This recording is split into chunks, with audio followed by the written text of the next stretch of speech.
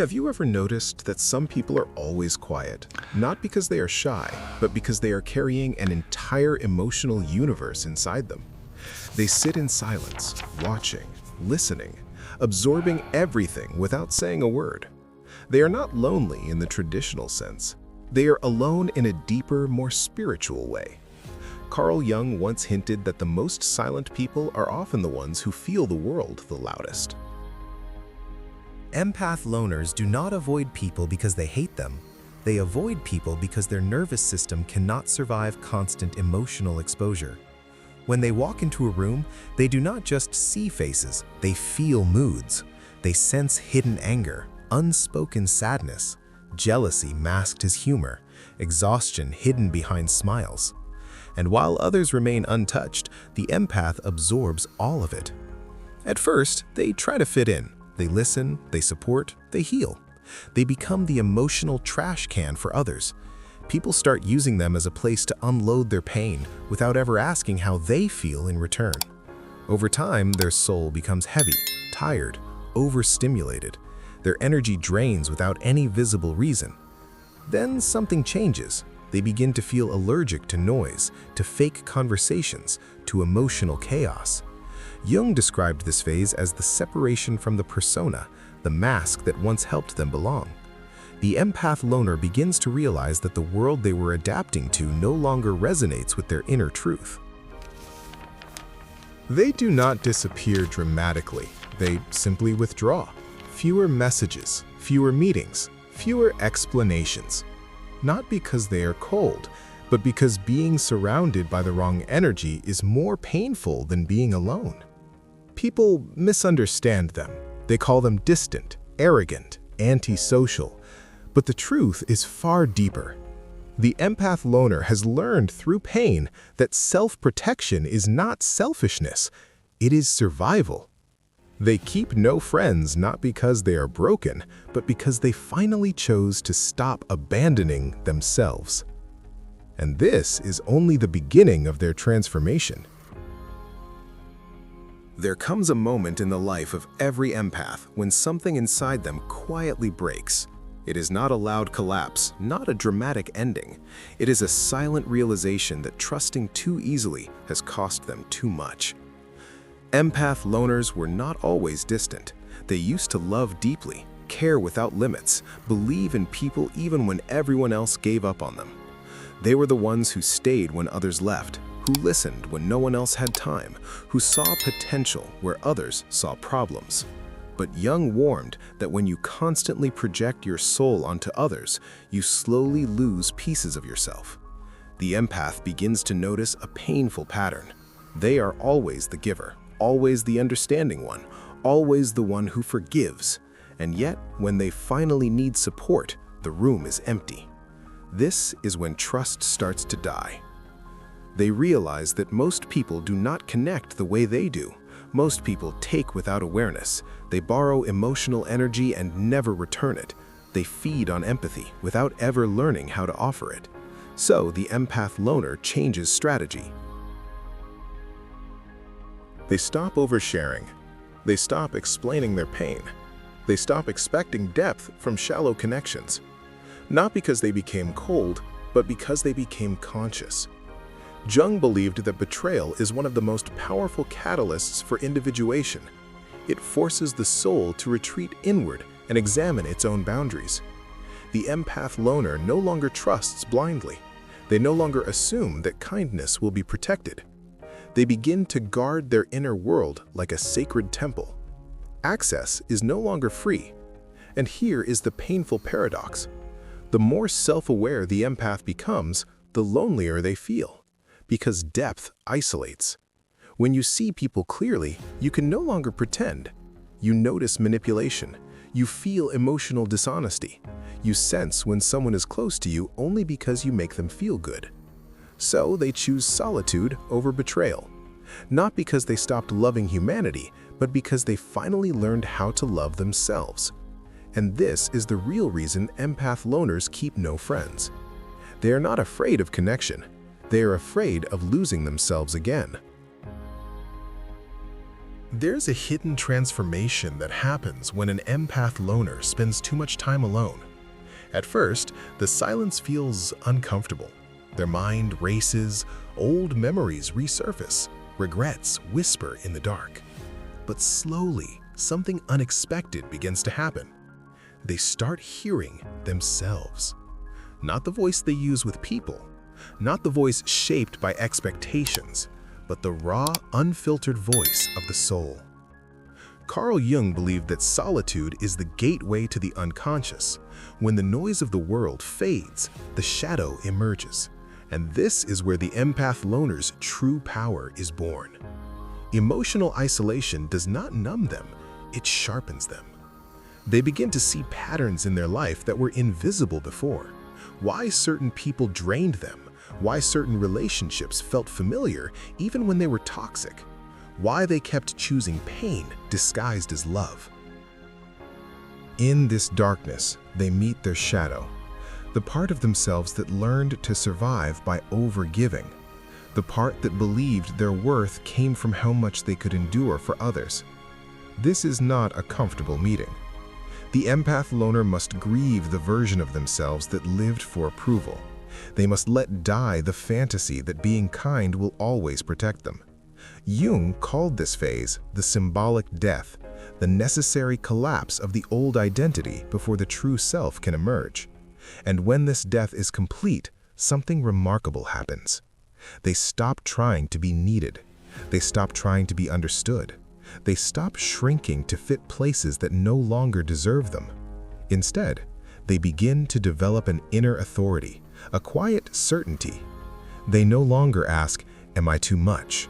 They ask, "Am I betraying myself?" This is the dark gift of emotional isolation. It strips the empath loner of illusions, and what remains is not emptiness, it is clarity.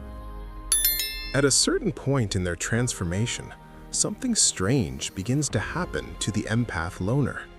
Without changing their behavior, without raising their voice, without trying to dominate anyone, people start reacting differently to them. Rooms go quiet when they enter. Some people feel uneasy, others feel exposed, and the empath loner does not understand why.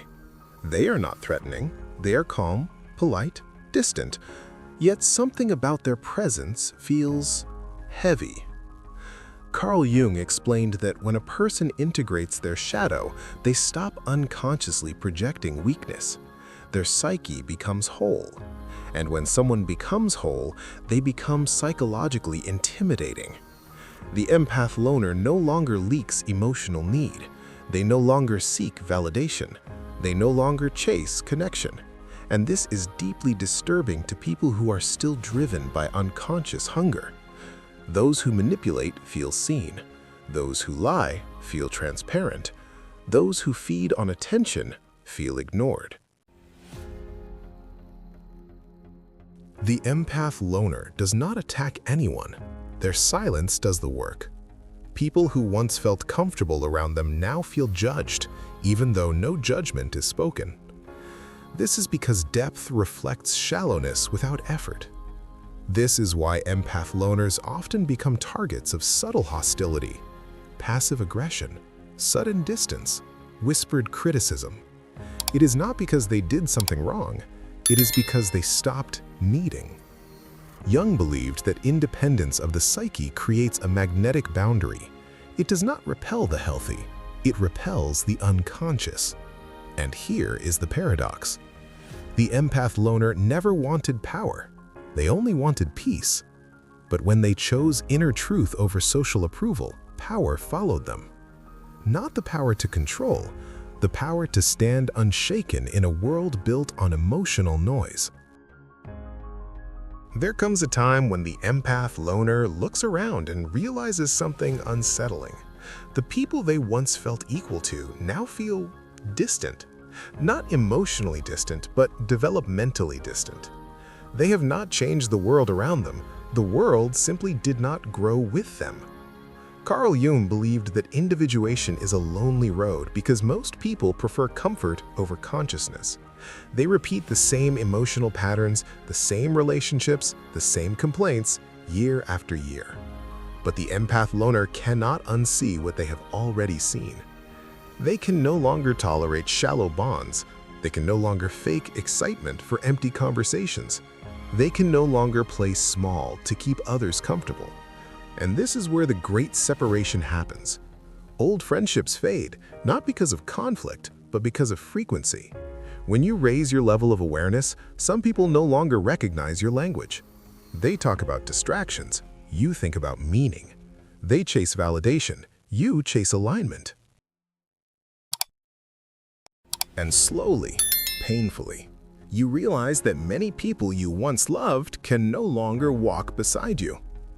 Not because they are bad, but because they are asleep. Jung said that consciousness is a burden. Once you carry it, you cannot return to innocence. You cannot unlearn depth.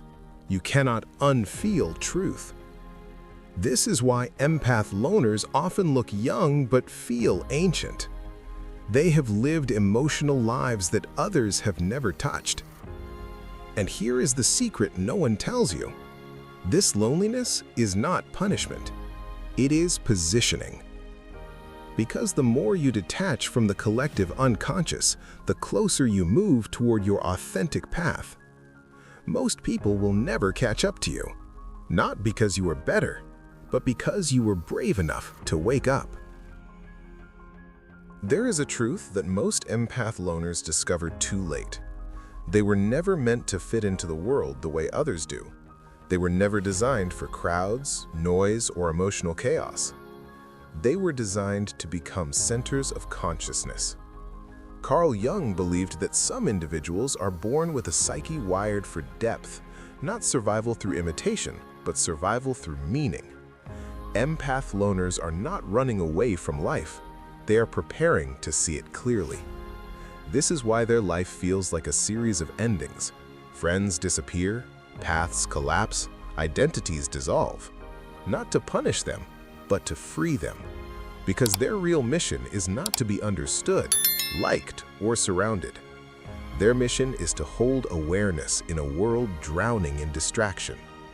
They are here to become living reminders that it is possible to feel deeply without drowning, to care without self-destruction, to stand alone without becoming bitter. And when they finally stop asking the world to recognize them, something miraculous happens. The world begins to feel them.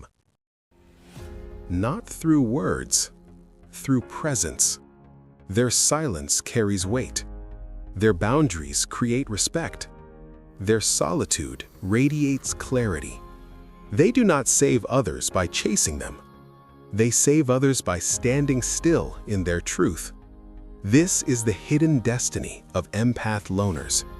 To walk alone long enough until their inner light becomes so stable that it no longer needs company.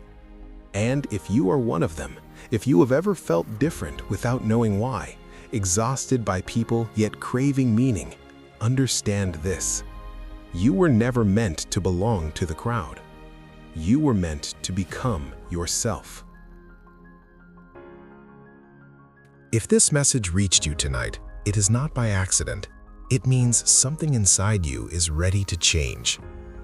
Here on Strategic Mind, we do not chase noise.